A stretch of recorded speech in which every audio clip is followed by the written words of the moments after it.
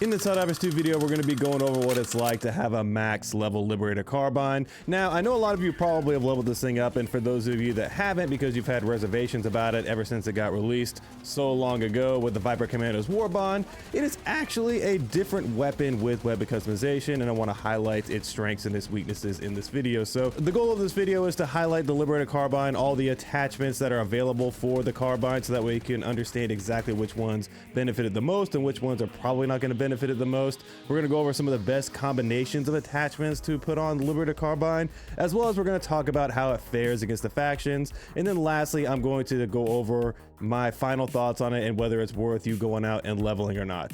Anyways, let's talk about it. Taking a look at the Liberator Carbine prior to customization, it feels pretty good. It's never felt like a bad weapon. The overall issue with the weapon before has always been the ammo economy. You're chewing through ammo because of the fact that there's not a really good ammo economy for arrows as a whole. But the biggest thing about this thing is it has such a high RPM and only a 45 round magazine, so that's one of the biggest downsides of it. Outside of that, the ergonomics already feel very strong, so there's no issues there. You can see aiming outside, it feels very good. In terms of weapon sway, it's not bad at all, so it's overall going to be very good. You can see that dot is barely moving at all. In terms of recoil control, because we already had the compensator, the side to side is not that bad overall, so that's pretty good. The big thing that we'd like to fix as well is maybe get that vertical recoil tightened up a bit, so that way it's not going as high as you saw in the example here, that it's going to go straight up to the sky and whatnot a little bit. So if we could fix that stuff, that'd be great. Outside of that, we'll see what we can do. The base stats for the Liberator Carbine are: the damage is 80, the capacity is 45, the fire rate is 920, the horizontal recoil is 10, the vertical recoil is 15, the ergonomics are 60, the capacity is 45, the backup magazines are 8, and the reload time is 3 seconds. We have the full suite of attachments available for us, including optics, underbarrels, muzzles, and magazines. Starting off with the optics first, these primarily affect ergonomics, and we have a host of reflex sights, holographic sights, and a 1.5 tube dot sight that give you a ergonomics of 60. The 4X combat scope will actually decrease your ergonomics by 6. Moving on to underbarrels, these affect overall recoil, ergonomics, and bullet spread. The laser with flashlight is the default option, and you get an ergo of 60 with that on. No underbarrel will actually give you 5 ergonomics back.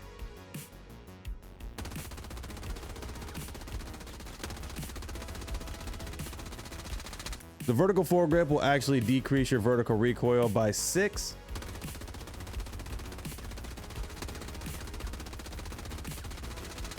The angled foregrip actually increases your vertical recoil by 7 and gives you plus 10 to your ergonomics.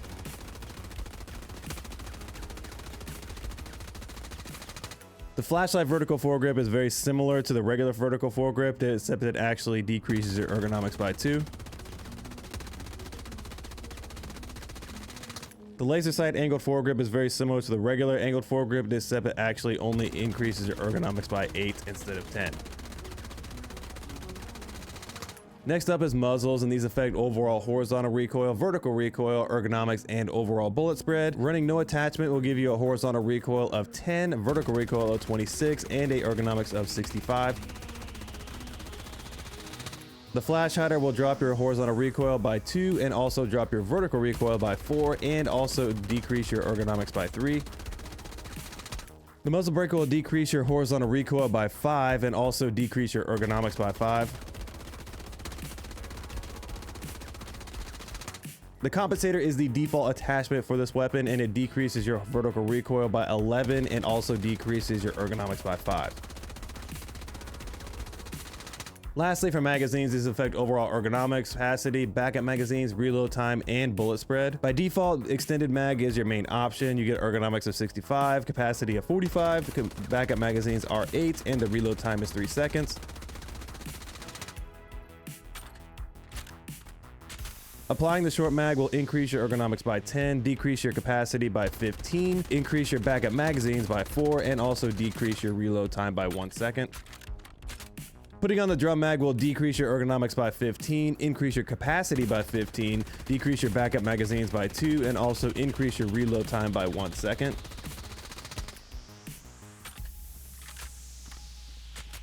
So to highlight some key attachments that will make a dramatic difference to this weapon. So the first one is going to be the tube dot sight. I know a lot of people may like some of the other options, but personally I think the tube dot sight has one of the better clarity versions. I would prefer to run the 2.5 tube dot sight because you get even better clarity overall. The combat scope is actually not a bad option as well. It doesn't really affect the ergonomics that much, and you will get a much clearer scope overall, as well as the vertical foregrip is obviously a big highlight here. I don't feel like the angled foregrip is necessary because once you get over 60 ergonomics, you start to see some diminishing returns. Yes, it does feel nice to whip it around, but really kind of 50 to 60 ergonomics is that sweet spot for ARs. You don't really need to be much higher than that, so angled foregrip is not really an option. The muzzles in the magazine is where it gets really interesting with this weapon and where you can kind of make it stand out a little bit more. So the flash hider is something I like to run on a lot of ARs and a lot of weapons in general in the game because you do get a little bit of everything. You get some better recoil control all around, and it does minorly affect your ergonomics, but it's not much. But in this case, I don't really feel like it's definitely is not the best attachment in terms of the muzzle options. Where you see some big differences is with the compensator, which is the default option, as well as with the muzzle brake. Now the muzzle brake will give you some better side-to-side recoil control, which is huge because that's the one thing that's harder to control in the game is side-to-side and not so much vertical. So if you want to actually run a muzzle brake instead of the compensator, that's great. But the compensator does give you all around very, very powerful recoil control, which is great. And when you pair that with the vertical foregrip, you're laughing. You have a freaking really accurate thing with only 10 horizontal recoil and only 9 vertical recoil. But if you throw on the muzzle brake, you do get 18 vertical recoil, which is controllable, but look at that horizontal recoil. It's only 5. It's super tight spread. So that's where the interesting things start to happen, is when you start pairing some of these muzzle attachments and the underbarrels. So the magazines is where most people are going to get most excited about because we can finally throw a drum magazine on this thing, which does impact it quite a bit because you have more available rounds in the magazine at any given time, which is very nice. But in terms of overall ammo economy, we don't change much. So for the extended magazine, we have 405 total available rounds. For the short magazine, we have 390 total available rounds. And then lastly, for the drum magazine, we have 420 total available rounds. So we're just kind of shifting it around a little bit, adding a few more bullets here and there, but it's not that much to make a difference.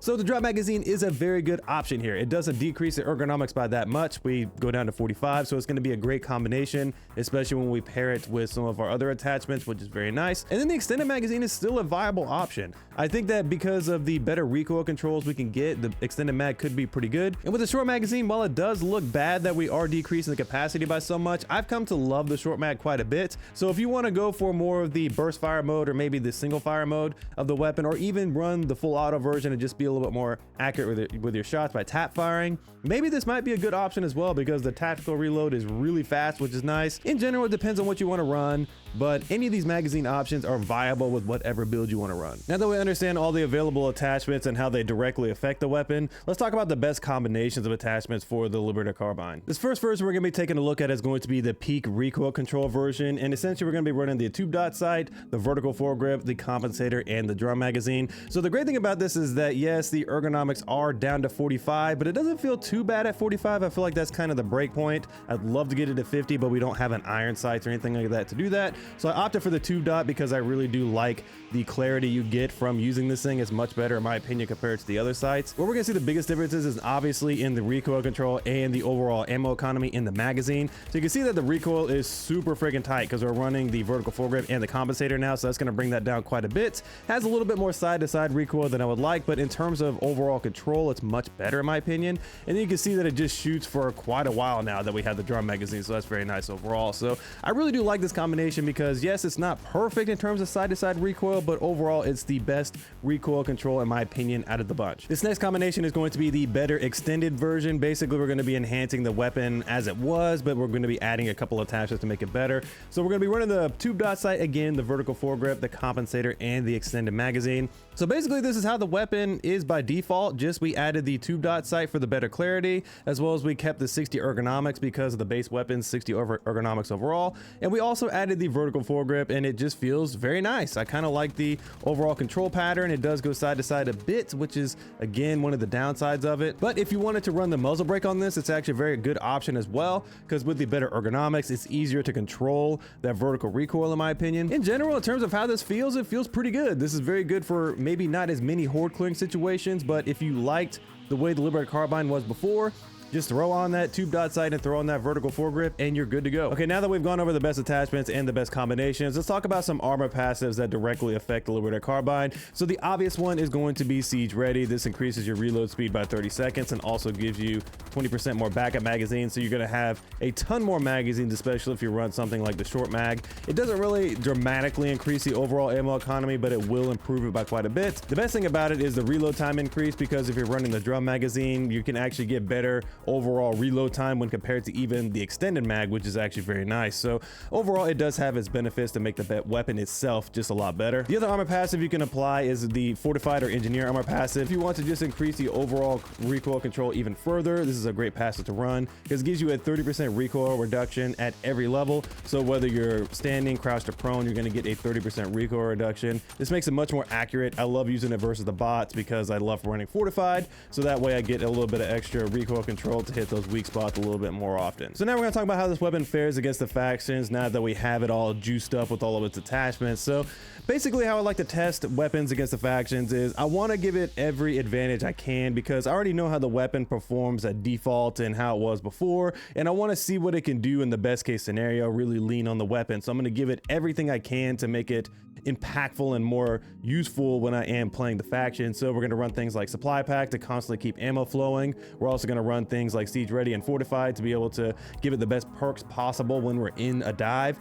So overall, we're going to be doing that. The other thing I do is I create basically a mini horde mode simulator, so I'm forced to use the weapon a lot in a lot of situations, see how it feels when you're being overwhelmed, when you don't have as many resources going on and whatnot. So basically I'm going to be pushing this weapon to its limit. With that in mind, taking a look at how it performed against the bugs, I did go against the Predator strain specifically because I wanted to test it against the toughest version of the bugs, and I also brought in the peak recoil control version because I wanted to get that drum magazine.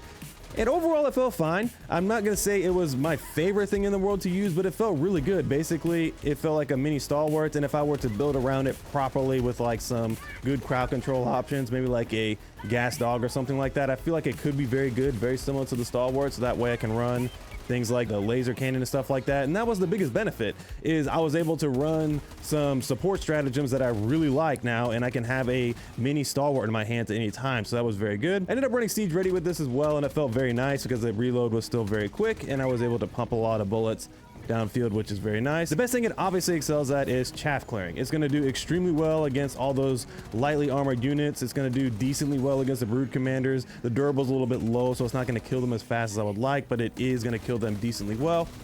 As well as it's going to do decent against the hive guards and things of that nature.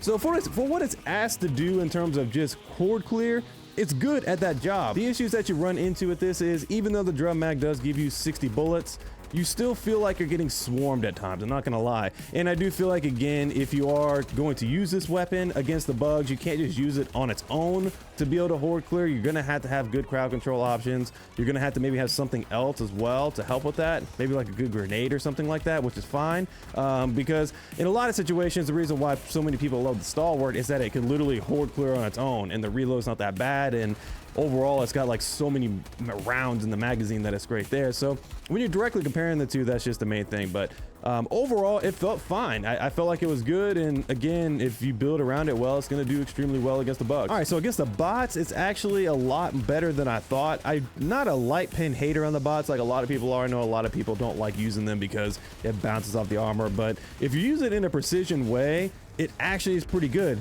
So what I ended up doing is I brought the Fortified passive to get that better recoil control, as well as I brought the better extended one to continue to have my ergonomics at a good level, as well as I wanted to tighten up that spread the most I could. That was an incredible choice because I was able to hit those head plates on the Devastators really consistently, which was very nice, as well as I was able to just go for weak points in general, which was very nice as well. So overall, it felt actually a lot better than I thought it would against the bots, because it just was a little bit more accurate, which was nice. The magazine size of 45 was not that big of a deal because the only time you're getting swarmed is by berserkers, where this did feel a little bit compromised when you're going against the berserkers, because if you got like 4 or 5 of them, you're having to constantly reload because you're going to run out of ammo really quickly. So there is a downside there, but in a normal situation, you're probably going to run something else to help you with that. But overall, basically with the way I was using it, and the context I was using it in, it was fine. I don't think it was a bad option if you wanted to bring this in to have something else to be able to kill some of the swarmier type enemies a little bit more effectively.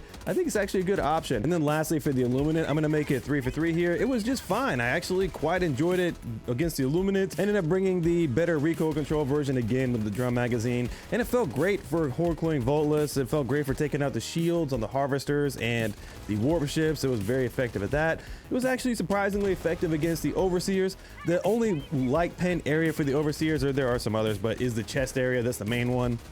And it can get a little obstructed by their arms and things like that, so it's going to take a little bit more ammo than you would like to kill them, but it can kill Overseers, flying Overseers, ground Overseers very, very well, which is nice. Against the flesh mobs, it took about 2 full drum magazines, which is not bad for an AR, especially if you're just pumping as many bullets as possible into the thing. It can do really well. If you pair that with some fire options or something like that, you're going to be shredding through flesh mobs actually pretty well. And then because of the higher ergo still, because it was still at 45, I was able to track targets fairly well, meaning the Overseers or the Watchers or things like that. I was able to track them very well, so I felt fine to be able to hit targets that were moving. So overall, it felt pretty good. I particularly enjoyed it for taking out shields and clearing Voltless and taking out the occasional Overseer and whatnot.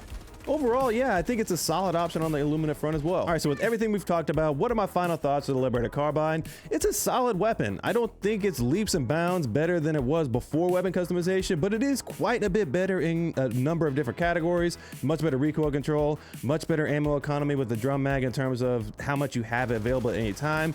But the issue with the magazines is that, yes, they do give you more magazines in the gun, but they don't give you more overall ammo in terms of what you have available. So that's something that's a little bit misleading, but as a whole, when I'm actually horde clearing or going against enemies, it feels much better because I'm not running out of ammo as much as I used to, and I can actually kill those extra units maybe, whereas I couldn't before. So with that in mind, it's actually significantly better from that standpoint.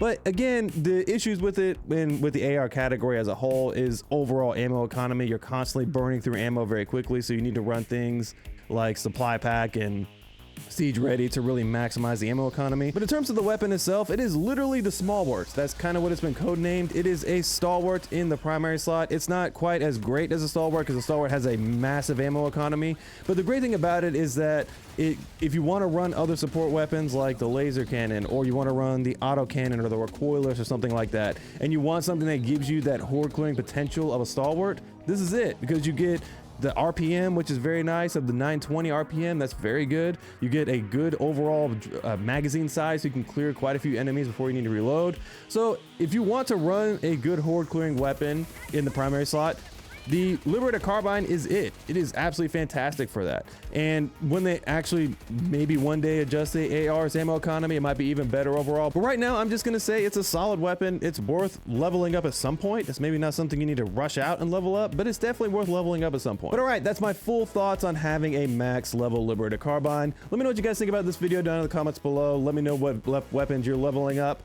More importantly, make sure you like and subscribe for more content similar to this. But anyways, I'll catch you guys in the next video. Peace.